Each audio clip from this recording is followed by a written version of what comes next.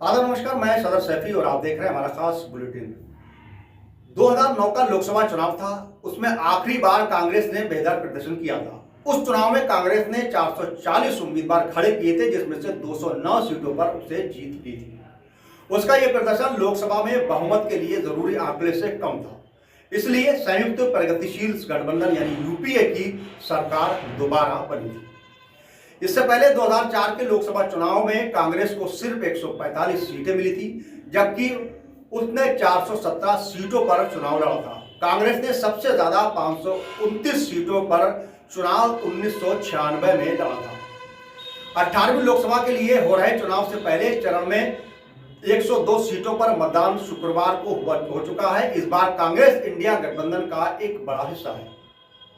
कांग्रेस अब तक 301 सीटों पर अपने उम्मीदवार उतार चुकी है और उसके 300 से 320 सीटों पर ही चुनाव लड़ने की संभावना है। यह 1951 से लेकर अब तक का इतिहास में ऐसा पहली बार होगा कि कांग्रेस इतनी कम सीटों पर चुनाव लड़ेगी। कांग्रेस ने 2014 के चुनाव में 464 उम्मीदवार उतारे थे, वहीं 2019 के चुनाव में 421 सीटों पर उम्मीदवार खड़े किए थे। साल 2019 में उसे 421 सीटों में से केवल 52 सीटें ही जीत मिली थी। ऐसे में कांग्रेस की एक स्थिति पर कई सवाल उठना लाजमी है। राजनीतिक गलियारों में इस बात की खूब चर्चा हो रही है कि सबसे पुराने राष्ट्रीय दल कांग्रेस को ऐसा क्यों करना पड़ा है। वही जानकार बताते हैं कि पिछले 10 साल में कांग्रेस का संगठन पूरी तरह से चरमरा गया है। यह स्थिति उसी तरफ से इशारा करती है। लंबे समय से कांग्रेस पर नजर रखने वाले लेखक और राजनीतिक विशेषज्ञ राशिद किदवई ने एक टीवी चैनल में इंटरव्यू में कहा कि मौजूदा समय में कांग्रेस अपने अस्तित्व की लड़ाई लड़ रही है। उन्होंने कहा कि इस बार के लोकसभा चुनाव में कांग्रेस को समझ में आने लगा था कि वो सिर्फ अपने बूते भारतीय जनता पार्टी, खासतौर पर प्रधानमंत्री नरेंद्र मोदी से लोहा लेने की स्थिति में नहीं है। इसलिए उन्होंने अपने क्षेत्रीय दलों पर ज्यादा भरोसा किया। इसे इस तरह से ऐसे भी कहा जा सकता है कि उन्हें त्याग की भावना से ऐसा किया है। किदवई कहते हैं कि बीजेपी और एनडीए को समिति करने के लिए क्षेत्रीय दलों का सहारा लेने के सिवाय कांग्रेस के पास कोई विकल्प नहीं था। वो मानते हैं कि इस बार कांग्रेस ने अपनी जीत का लक्ष्य भी कम ही रखा हुआ है।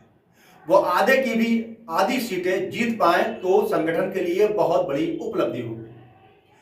लेकिन कांग्रेस का क्षेत्रीय दलों के साथ गठबंधन का कितना मजबूत मकसद होगा, ये तो समय ही बताएगा।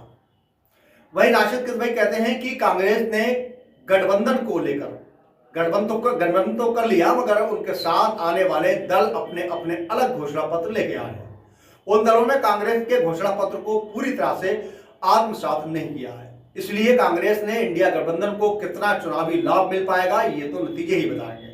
कांग्रेस के घोषणा पत्र को इंडिया गठबंधन का साझा घोषणा पत्र होना चाहिए था।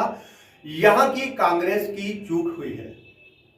वही राजनीतिक टिप्पणीकार विद्याभूषण रावत कहते हैं कि जो कांग्रेस कर रही है वो राजनीति में कुछ नया नहीं है, क्योंकि पहले ऐसा भारतीय जनता पार्टी भी कर चुकी है। वो कहते हैं कि विभिन्न दलों के बीच गठबंधन की भविष्य की राजनीति का स्वरूप होने वाला है।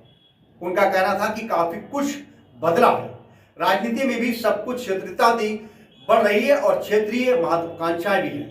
जो मौजूदा राजनीतिक माहौल है उसमें काफी कुछ बदलने वाला है। आने वाले सालों में राष्ट्रीय दलों का मत प्रतिशत भी कम होता चला जाएगा। कांग्रेस के लिए भी यही बेहतर विकल्प था कि वो खुद हाथ पांव मारने की बजाय और मतों का विभाजन करवाने वाली क्षेत्रीय दलों के साथ मजबूत गठबंधन करे। उसने ऐसा ही किया और उसके लिए कांग्रेस ने 200 से ज्यादा सीटों पर कुर्बानी दे दी।